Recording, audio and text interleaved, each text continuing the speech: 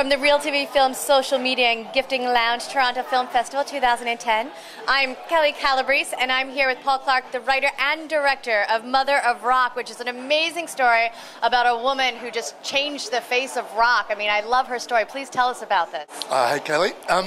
Lillian Roxon, her name was, and she was the first person to really see how important rock and roll could be in the social kind of popular cultural world. She was she lived in New York.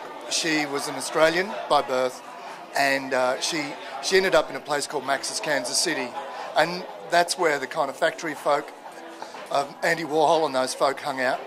And she brought music to that scene, and that's kind of where punk rock kind of really kicked off from. So she was this provocative, big, ballsy, difficult woman. Great to write a film about.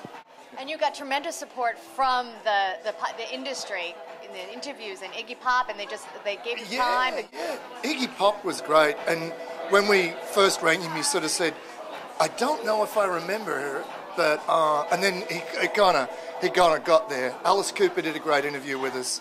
The guys from the Easy Boots, who are an old Australian band, who she was in love with, and I think she went out with all of them at some point in her life. But it was great just to have this group of people. And Germaine Greer, the great feminist who Lillian always had this amazing fight with through her life.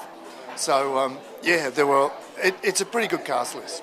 And what kind of effect are you hoping that this film has on its audiences?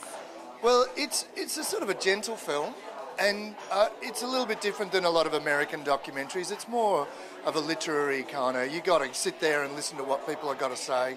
I mean, we had a budget that was probably about the same as a marketing budget for a film here, but it's full of good people, and it's just an interesting story about what you can do in a life, you know.